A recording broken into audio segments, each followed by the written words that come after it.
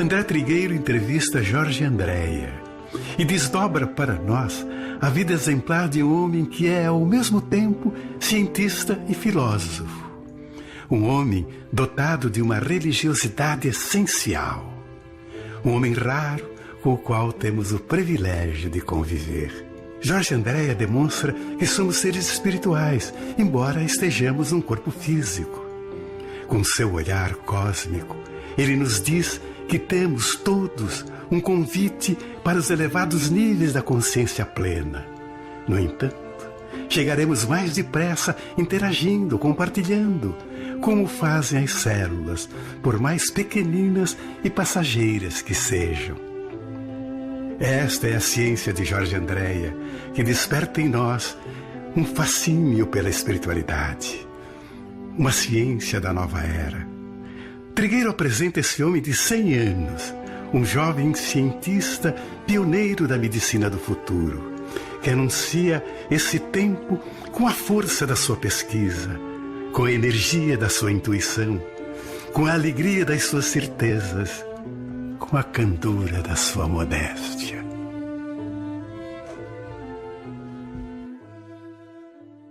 Ele está completando 100 anos de idade em ótima forma. Lúcido, com a memória aguçada e a sensação de dever cumprido, uma semeadura luminosa, principalmente na área do desenvolvimento científico à luz da doutrina espírita. Eu estou falando dele, do Dr. Jorge Andréia dos Santos, escritor, palestrante, psiquiatra espírita. Muito obrigado. Em 100 anos, o senhor nasceu em 1916, eu fiz uma pesquisa. E 16, exatamente. O Brasil naquela época tinha aproximadamente 30 milhões de habitantes, hoje somos mais de 200 milhões. 200 milhões. Éramos um país rural, com a maioria analfabeta da população, as mulheres não votavam e nem podiam ser eleitas. O espiritismo era escorraçado, era estigmatizado em alguns lugares do Brasil, perseguido implacavelmente. E de lá para cá, muita coisa mudou no Brasil e no mundo. É outro mundo. Eu lhe pergunto, doutor Jorge, queria começar por aí. Viver 100 anos e acompanhar todas essas mudanças, nem sempre para melhor, para o senhor constitui um fardo ou um trunfo?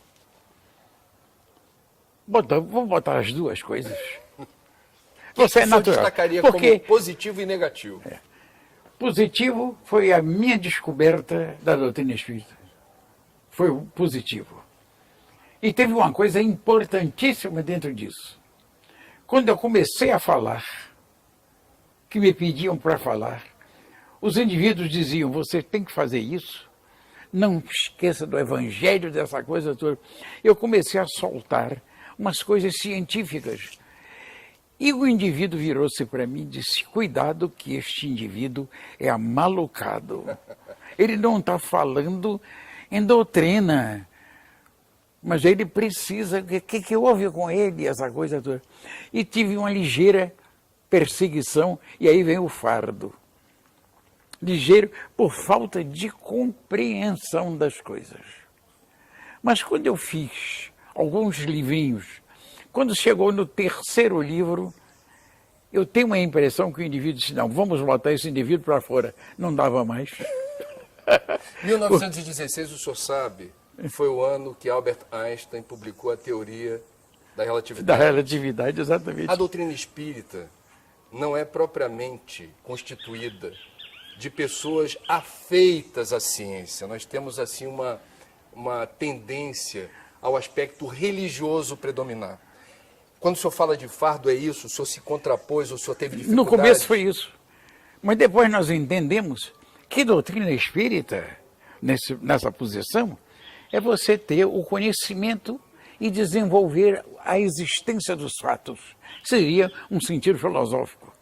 Mas para você explicar essas coisas, tem que jogar na ciência. E depois da ciência, o que fazer com isso? Trazer por um estado que eu chamo de religiosidade, que é o estado das crenças, das formações do indivíduo e das doutrinas em geral, dessa coisa. E a doutrina espírita tem essa condição, não tem medidas e não tem horizontes. é um indivíduo de totalidade completa para nós entendermos as coisas. O senhor é psiquiatra e a psiquiatria no século passado, principalmente na primeira metade do século passado, estigmatizou o espiritismo. O espiritismo era uma doença. A mediunidade deveria justificar a internação, doping.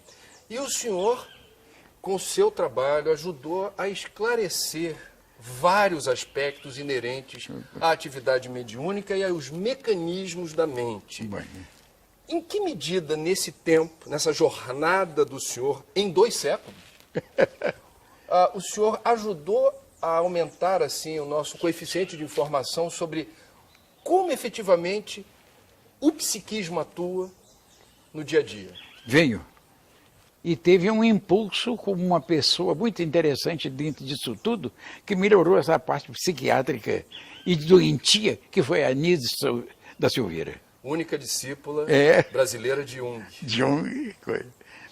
O senhor conheceu? Teve contato? Pouco, pequeno com ela, mas tive um contato daquele trabalho dela, essa coisa toda.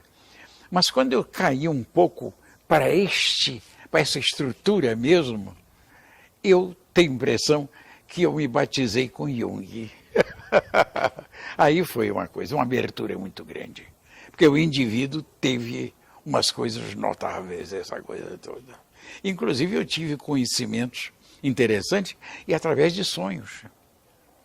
Como foi isso? Aí eu tive um sonho e me contaram outros indivíduos com um sonho parecido. Eu tive com Jung, ele fazendo palestras, e eu junto com ele, ele disse, você fica aí, porque nós vamos conversar depois. E depois você já viu como é que eu acordei.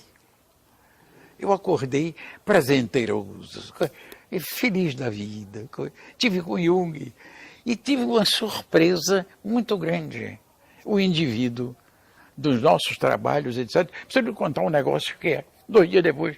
Disse, imagine você que eu sonhei que estava numa estrutura, o Jung fazendo uma palestra e você junto dele. Eu disse que chega. Chega. Que foi uma colação, vamos dizer assim, uma agregação de energias, compreendeu? Que deu no sonho e deu também nas crenças, nessas coisas, nessas posições. E isso me deu um pouco de felicidade. E essas felicidades e essas coisas todas me trouxeram um prazer imenso que foi acomodando os fardos e fazendo os fardos desaparecerem. De tudo que o senhor conseguiu pesquisar, desenvolver, inovar nessa linha de investigação científica, o que foi mais fantástico para o senhor? O que mais lhe impressionou? O que mais me impressionou foram as estruturas que tinham explicação científica, dentro das nossas medidas da época, para explicar o inusitado, que era uma coisa que ninguém podia pegar.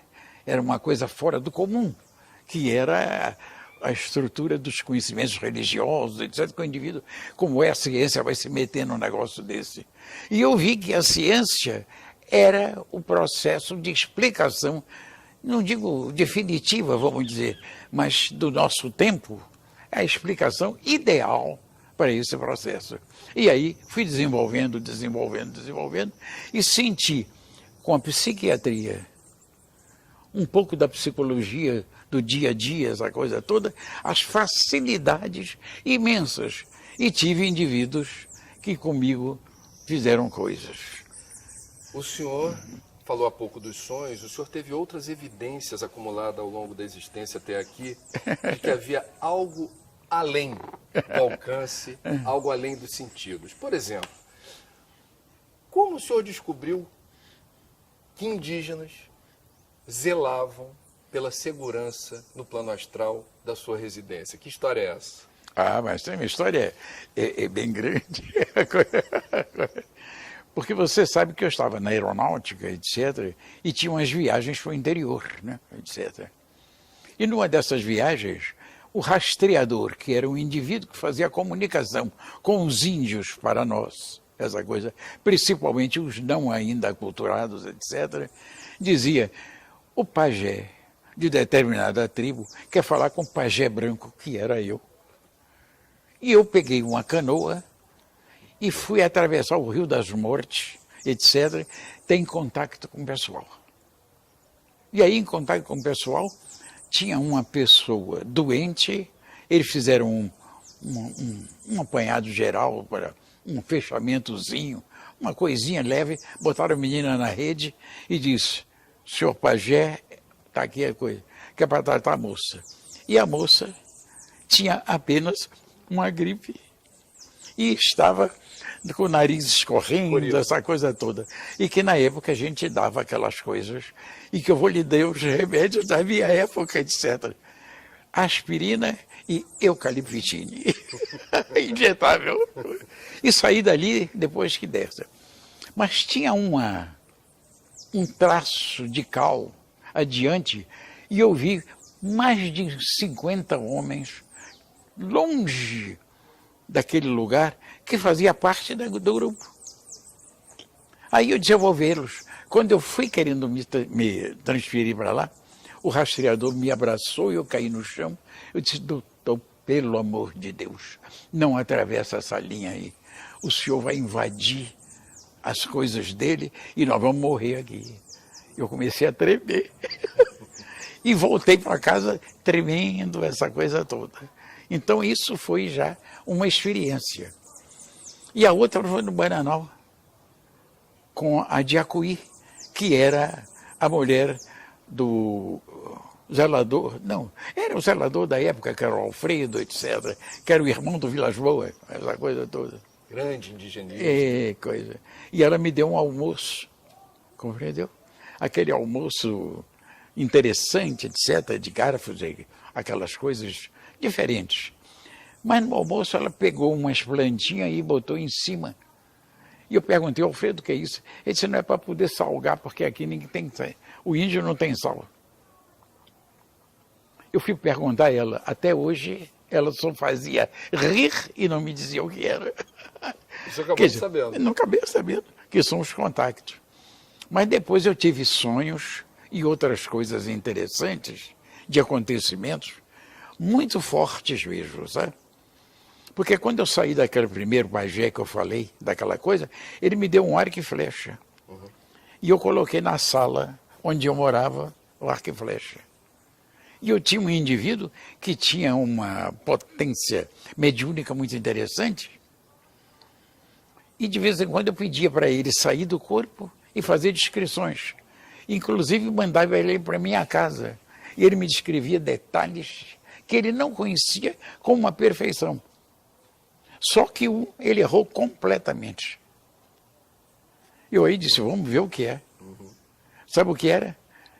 Ele leu o que estava no quadro, mas aquilo que tinha escrito, aquilo que tinha sido pintado anteriormente.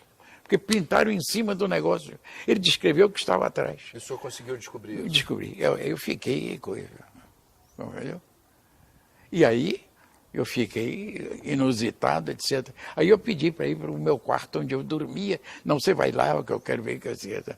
Você sabe qual foi a resposta que eu tive dos espíritos? Não. O tálamo conjugal é absolutamente inviolável para quem anda do modo correto. E eu tive outra coisa, com explicação. Este médium que entrava em casa fazia, só posso entrar em casa se os índios deixarem, ter 2 dias tomando conta da sua casa.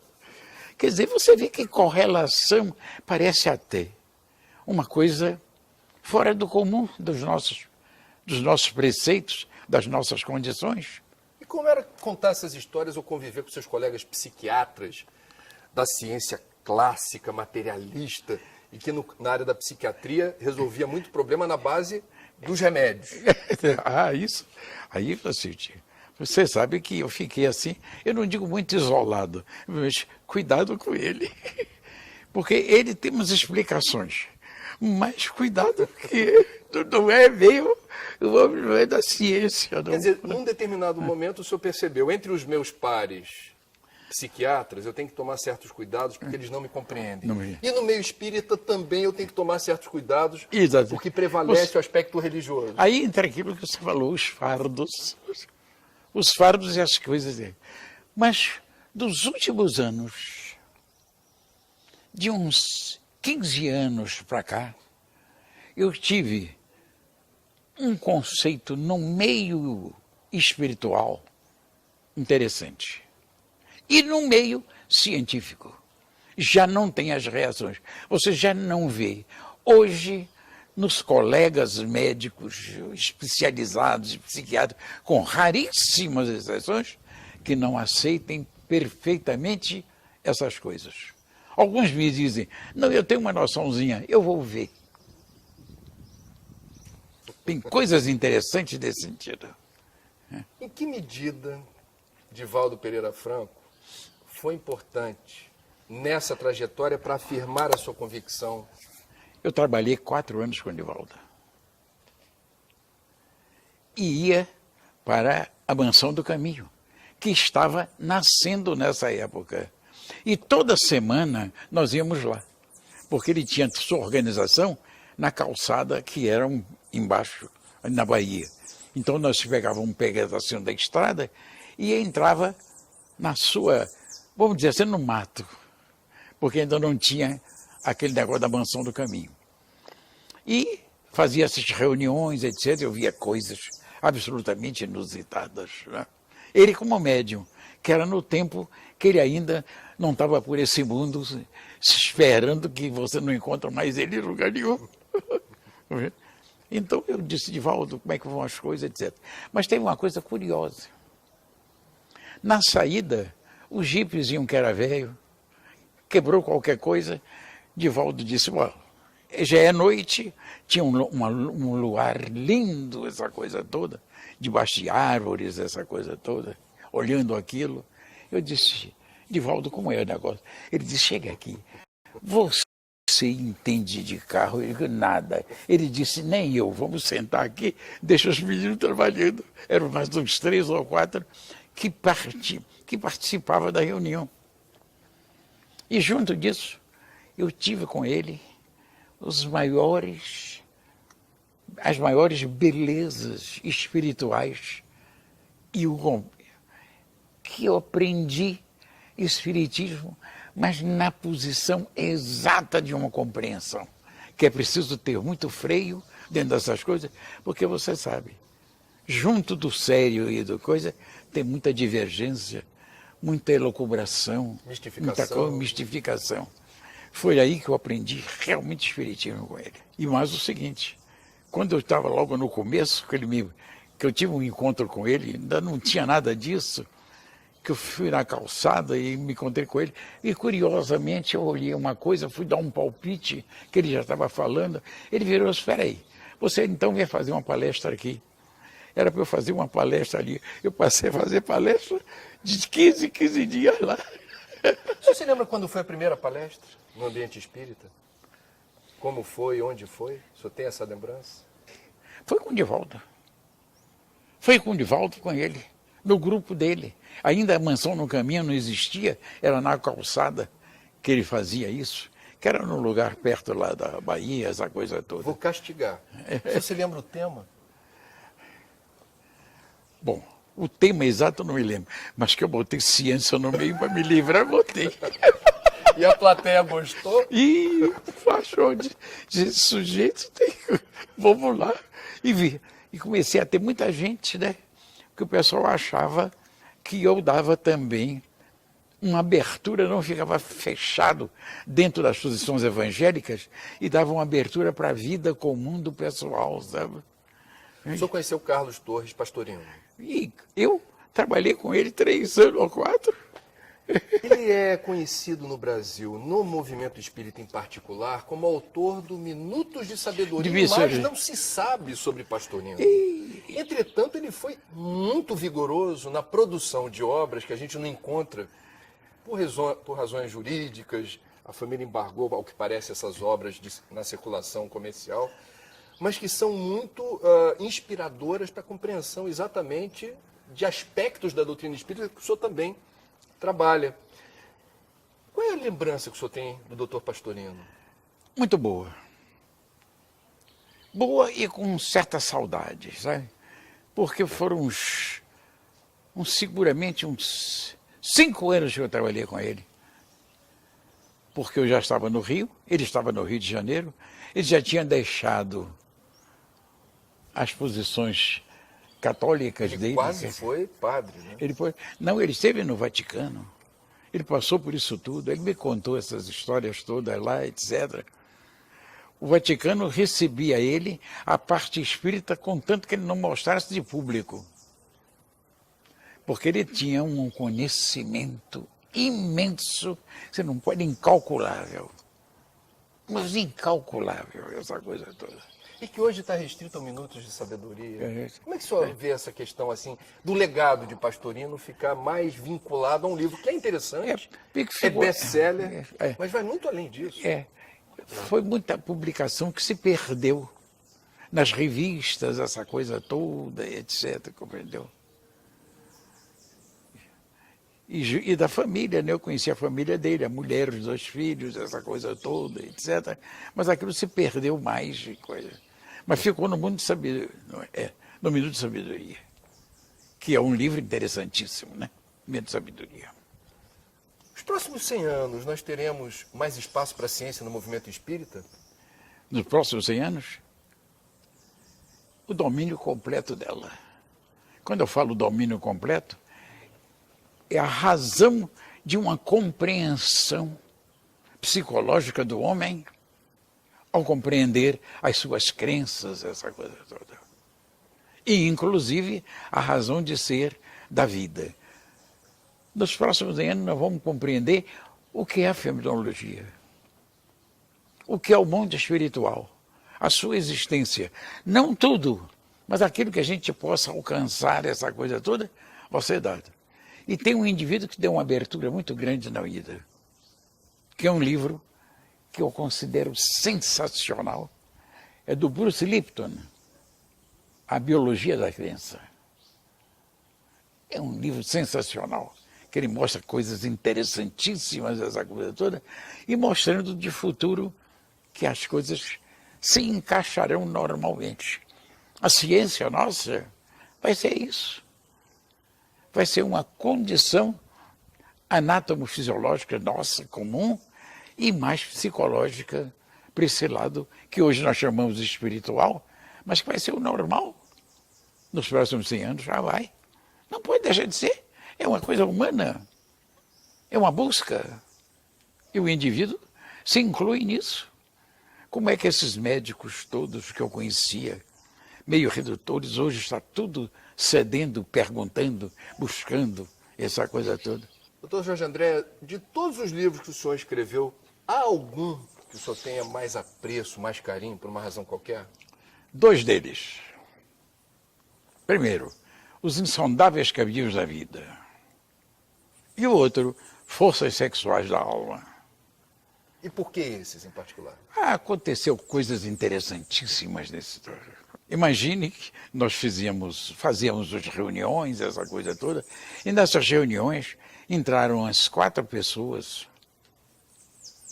invertidos sexuais, mas femininos, etc., e vieram com uma força pessoal para dizer que eles tinham razão e que tinham que adotar a sua posição de homossexualidade. Eu falei, expliquei que não podia ser, o porquê, as razões que nós temos que separar, embora nós tenhamos na nossa organização, tanto o homem como a mulher, as 2 forças, uma suplantando a outra, com variações, essa coisa toda. E quando acabou aquele negócio, as moças ficaram quietas, não fizeram mais nada, e eu disse uma coisa: vocês não saiam daqui se não me derem um abraço. E sabe o que aconteceu? Uma chorou imensamente. O acolhimento, né? Um acolhimento. E para mim foi uma coisa... Cientistas também têm coração. Psiquiatras sabem acolher com o coração. Você sabe o que é fazer Forças Sexuais da Alma, e falei do negócio, que é um ponto, vamos dizer assim, um ponto que todo mundo quer chegar nele. O que é que está vendo? Que busca é essa coisa toda? A gente fica a coisa. Agora, dentro dos livros todos que eu escrevi, entendeu? Nós fizemos agora, talvez vocês saibam, um livro que vai sair, que é uma síntese mais apanhada dessa totalidade de nossos conhecimentos daquilo que eu fiz, essa coisa toda. Isso é já o nome do livro? Não. Posso dizer? Claro. Do outro lado da matéria, em letras maiores, menores embaixo. Enigma da vida. É o que está. E você vai receber esse livro? Muito bem. Ah, Vou vai comprar. receber. A sexualidade humana, as forças sexuais da alma, qual foi, na percepção do senhor, como se deu o avanço desse conhecimento nesse período de vida do senhor?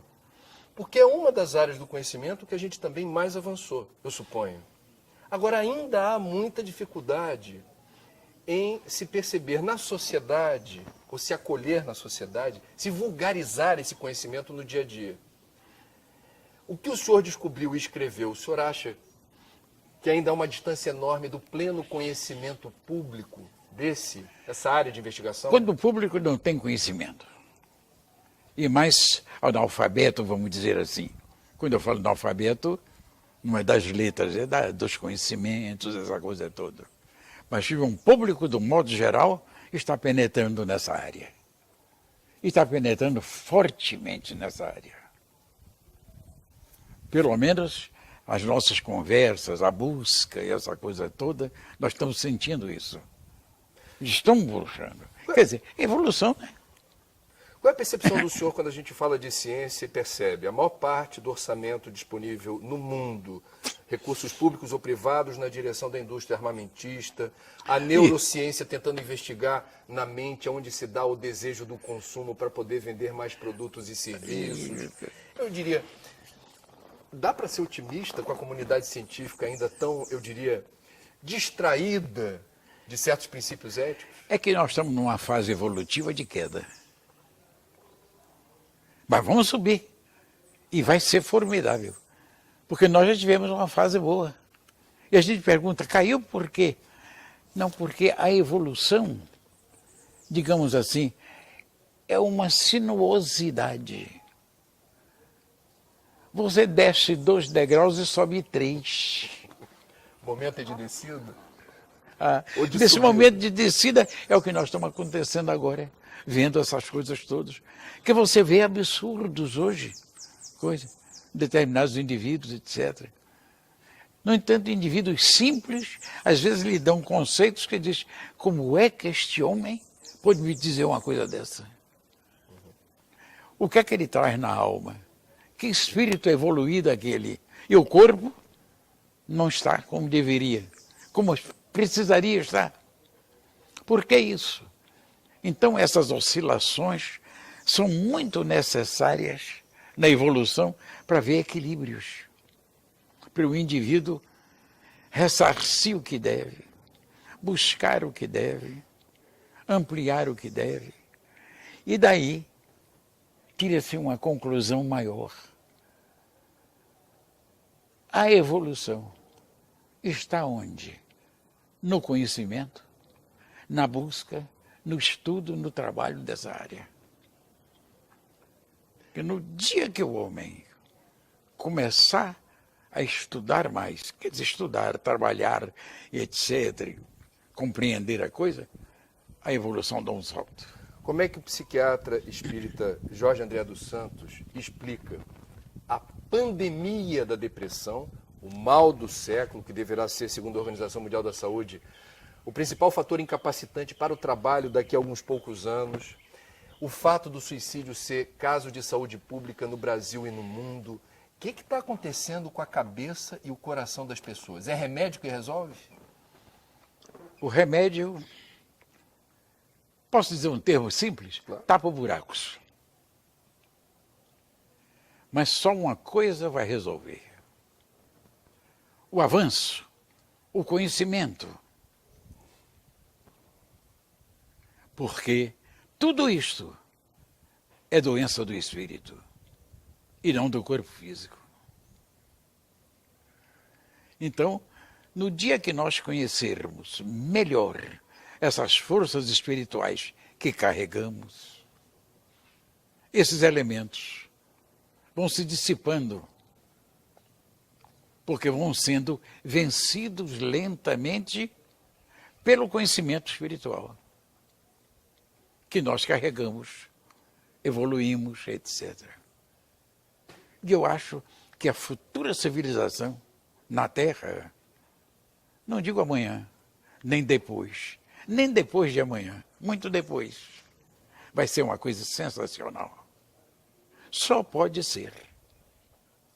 Nós vamos perder isso tudo, as dores todas que tivemos, os caminhos, as nossas, vamos dizer assim, posições reencarnatórias, podemos dizer assim, as reencarnações, por isso. Que elementos são esses renovadores constantes que nós temos? Nós temos que apanhar. Vamos melhorar o planeta. O nosso planeta vai sair da obscuridade e vai avançar. E avançar nas suas luzes. Como é que é um psiquiatra espírita atender uma pessoa portadora de depressão, sabendo equilibrar ou dosar a orientação clínica médica, eventual receituário de droga e outra coisa? Outra coisa, você pode avançar se o indivíduo suportar. Porque tem indivíduos que não suportam isso de jeito algum. Então, alguns já desconfiam de qualquer coisa. Você pode dar, então, as suas penadias jeitosas para esse negócio. E vai fazendo isso, é o que pode, é o que deve. É o nosso tempo. Agora, aproveitar para fazer. Isso não tenha dúvida. Fala-se muito na fragmentação da família, o esgarçamento do tecido social, das relações sociais, a partir eu diria, de uma nova configuração da família, onde há menos atenção e tempo para cuidar dos filhos, a mulher do marido, o marido da mulher. O senhor vem de um núcleo familiar muito numeroso, só teve 8 filhos. Como é que foi a vida familiar do senhor? Muito boa. E digo mais, sensacional. Porque eu tive uma mulher que era exemplar. Era uma coisa maravilhosa, sobre muitos aspectos. Quando nós formos morar em Botafogo, que conseguimos aquele apartamentozinho de pagar por mês e que não havia aumento. Era sensacional isso, entendeu? A reunião da casa. Tinha muita gente, que era um edifício, essa coisa.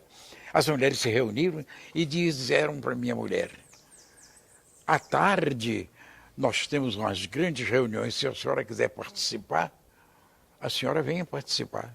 Ela disse: não, eu vou. O que é que vocês fazem aí? Disse: nós jogamos o buraco. Você sabe o que ela respondeu para as mulheres? Adoro o buraco, não sabia nem pegar uma carta. Você sabe o que essa mulher fez? 3 meses depois, nesse lugar de reunião, ela transformou numa sala de costura para pobre. Olha. Preciso dizer quem é? Que coisa. Outra coisa dela, que isso me ficou muito gravado, essa coisa toda. Muita gente, algumas pessoas de fora e de lá de dentro, se reuniram e disse: Dona Gilda, o nome dela, você vai perder seu marido. Disse: por quê? Porque ele está fazendo palestra de tudo quanto é jeito. É uma coisa. As mulheres estão até no pescoço dele. Quer dizer, aquelas perguntas que ficam aqui, e aquilo, não perguntei. Intriga da oposição. Intriga da oposição. A senhora vai perder este camarada. E ela ficou olhando, parada. Aí disse: a senhora não responde nada. Aí disse: vocês querem que eu responda? Sabe o que ela respondeu? Deixa ele se divertir, porque ele vai voltar. Acabou com tudo. E eu confesso uma coisa. Eu tive uma presença com ela muito atuante, muito equilibrada, ajustada, compreendeu?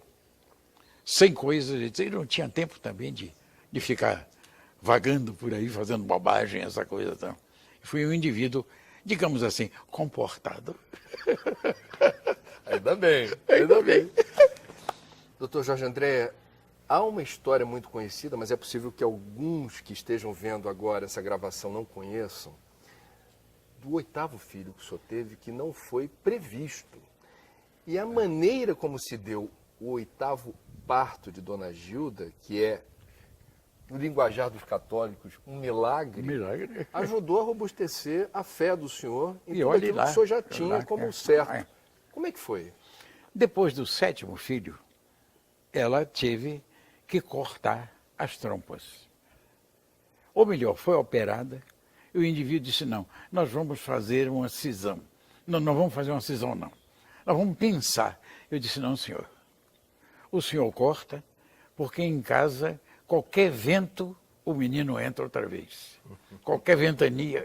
Eu dizia assim para ele, e houve uma secção da trompa, do canal trompário. E com isso não é possível mais. E um dia, ela estava olhando o mar, essa coisa toda, na nossa janela, essa coisa toda. Eu cheguei por trás, dei um abraço nela e disse, minha filha, ela disse, espere um pouco e não mexa com meus sonhos. Eu disse, tá bem. Fiquei do lado, etc. Ela aí voltou e disse, não, eu estava só, etc. Ela virou-se para mim e disse, você sabe de uma coisa? Eu digo, não. Eu estou grávida. Eu digo, mentira. Não é possível. Você? Não. É outra coisa. Não dá, não dá. E aí passou um tempo, etc., mais uns 15 dias, e ela disse, eu estou grávida. Eu disse, minha filha não pode. Eu fui aí um obstetra. Fizeram um exame completo, aquelas coisas com estrutura mesmo, um obstetra de primeira linha. E eu expliquei a ele o negócio.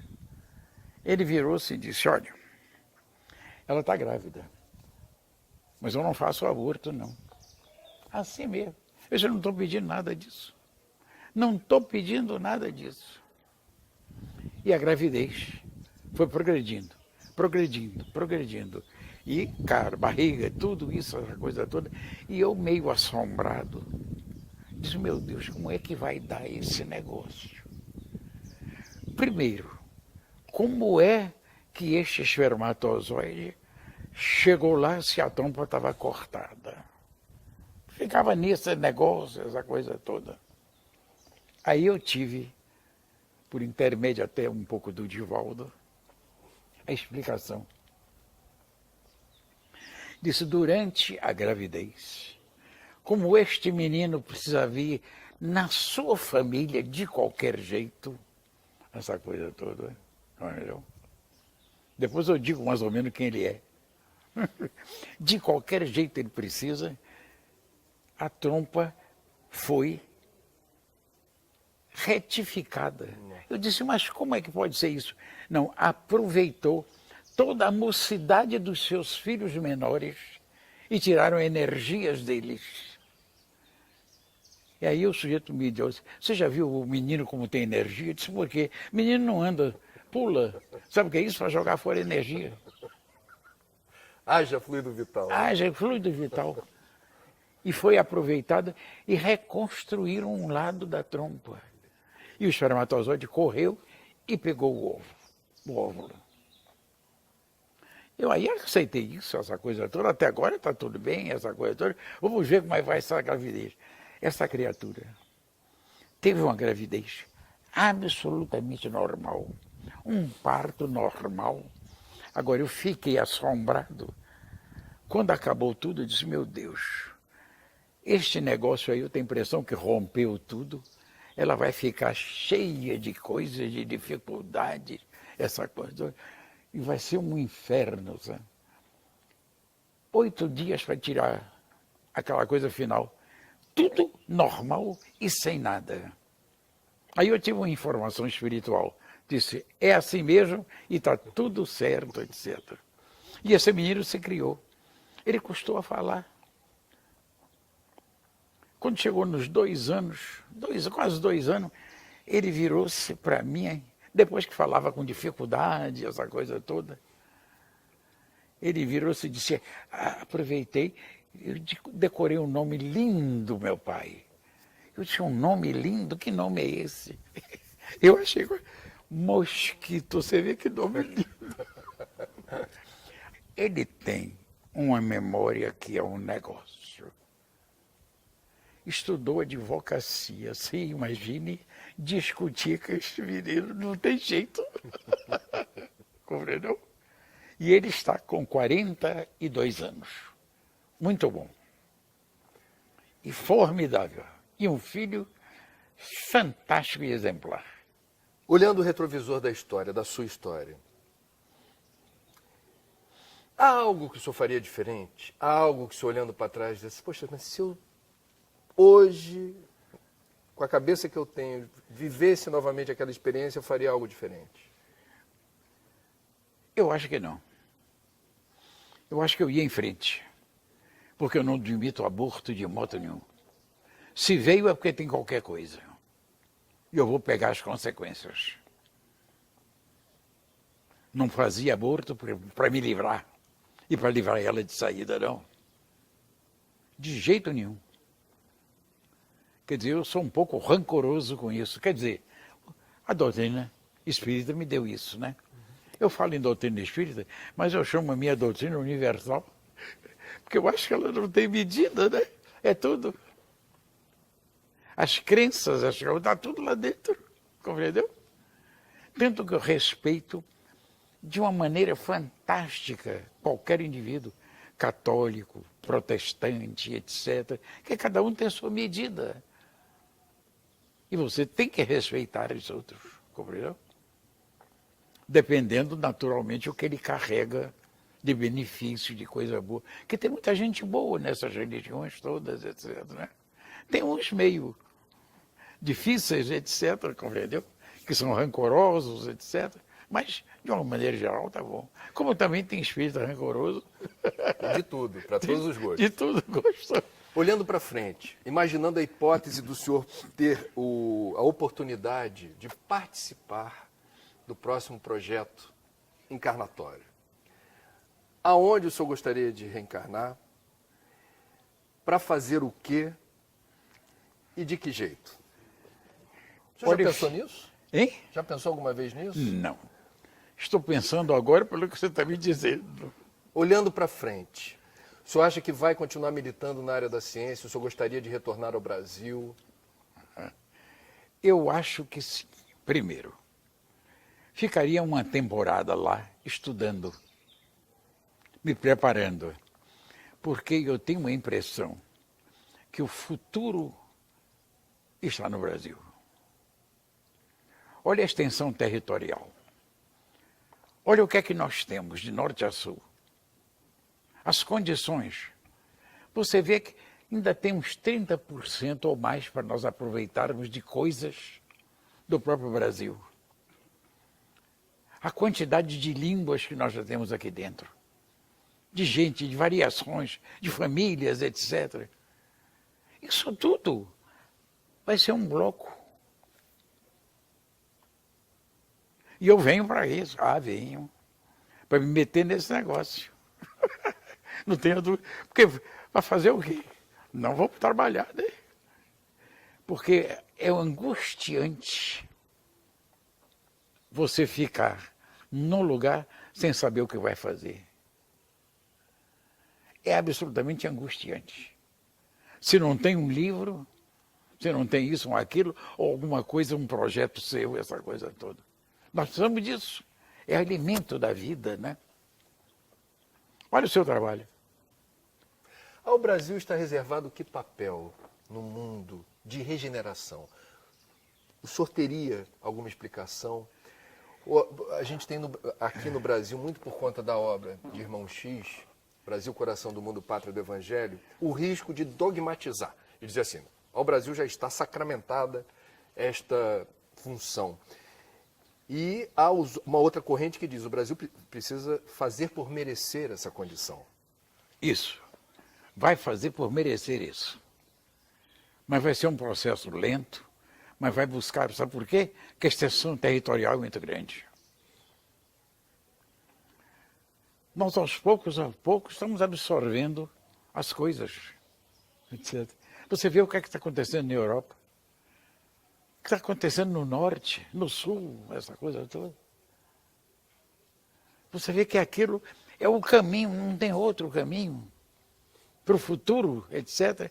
Eu acho. Agora, dali sai a abertura grande, porque o que é que vai dar isso? Por que é que tem que ser assim? Porque é o único lugar no mundo que trata da doutrina espírita na altura que deve. Você vê o Divaldo no mundo inteiro a falar com Jesus. São pequenos grupos. Não tem essa importância que nós temos. Que todos nós, de um modo geral, somos espíritas. Você conversa com todo mundo tem um negocinho, uma coisinha, tudo ligado a essa posição. Mas quando isso estiver arrumado, vai ser uma coisa sensacional. E o conhecimento, né?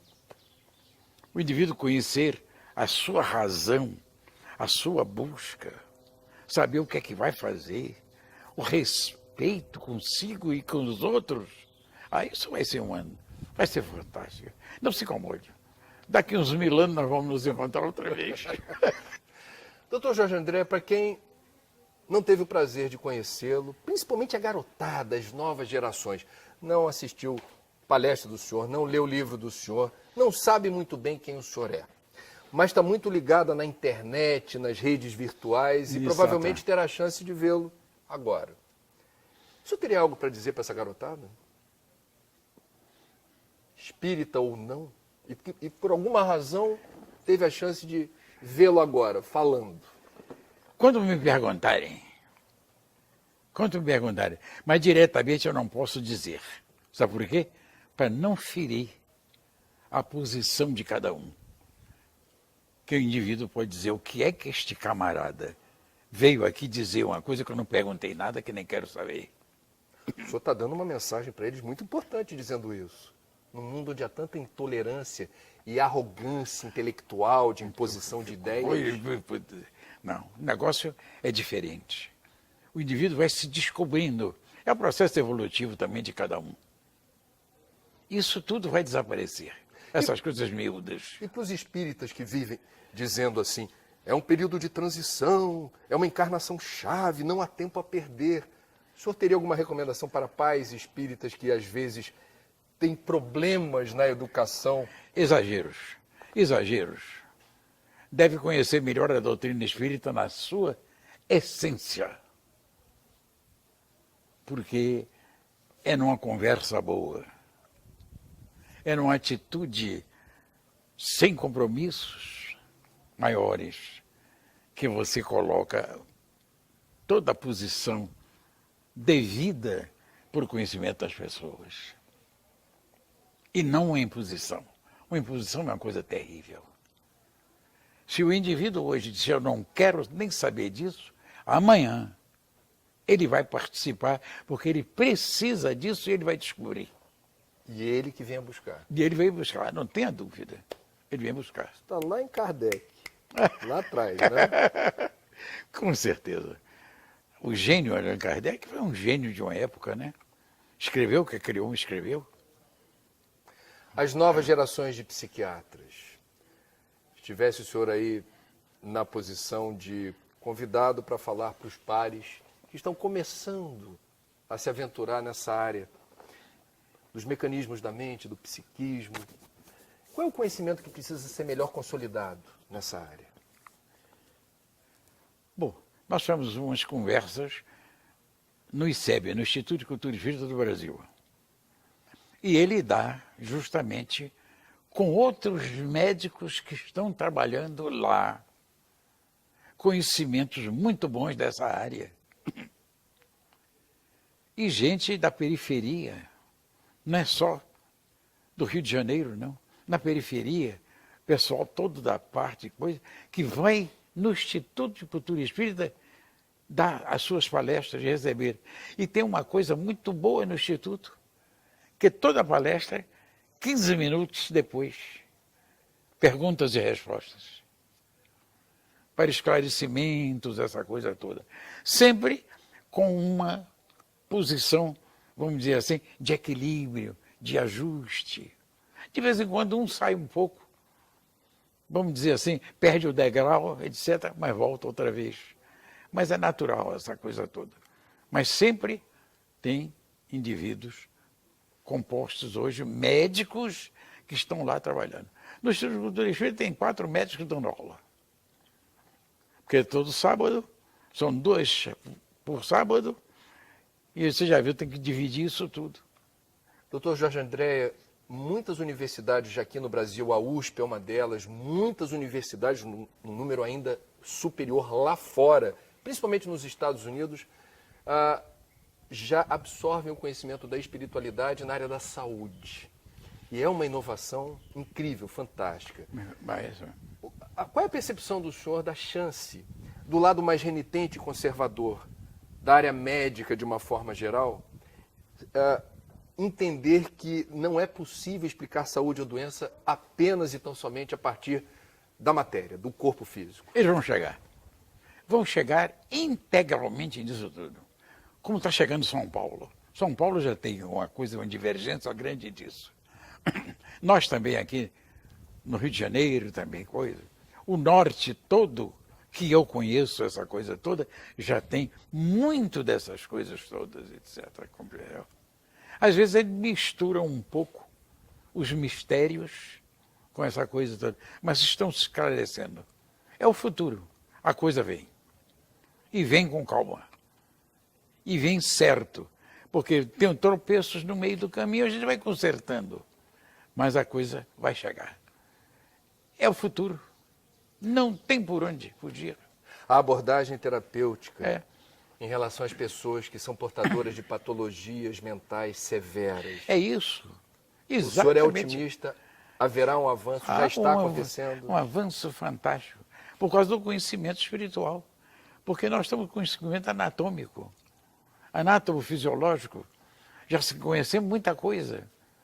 Mas as estruturas dela, subordinada a quem? Que energia é essa? Que energia inteligente é esta que proporciona tudo isso? Aí assim, tipo, mas você tem que dar um nome. Eu dou. Deus é nós. Deus é nós. Todo mundo tem o seu bafejo dessa coisa toda. Aliás, Kardec falou nisso, né? Falou perfeitamente, né? A centelha? Eu sentei, vós sois os deuses também. Compreendeu? Faltou disso. Então, não tem por onde fugir. É uma questão até de pensamento, de estrutura, de intelectualidade. De intelectualidade, de formação intelectual. Não tem por onde fugir. E vamos lá. E como é que o senhor se sente sendo um semeador dessas novas ideias e vendo algumas dessas sementes germinando? Eu me sinto muito bem, apesar, vou confessar, de ter a nossa pineal um pouquinho gasta com a idade. Você entende o que eu quero dizer, né? Mas é importante o senhor explicar o que o senhor está querendo dizer em relação à glândula pineal. É o seguinte, a pineal é uma das bases imensas desse pensamento espiritual. Mas a coisa é muito complicada, não é só ela não, tem muita coisa. Mas ela é a principal, vamos dizer assim. Né? É um caroçozinho pequeno de azeitona no centro cerebral. E que não pode ser avaliada pelo tamanho. Não faz de jeito nenhum. É mais ou menos isso. Compreendeu? Que é a busca. Nós temos que buscar isso. Você vê a ânsia do indivíduo. O indivíduo está, por exemplo, só na matéria. Mas ele quer alguma coisa. Está faltando espiritual. É natural isso. Agora, quando a gente diz isso, os menos categorizados dizem, vem camarada com religião em cima do negócio. Não se trata disso. Absolutamente não é religião. É uma cultura de formação espiritual.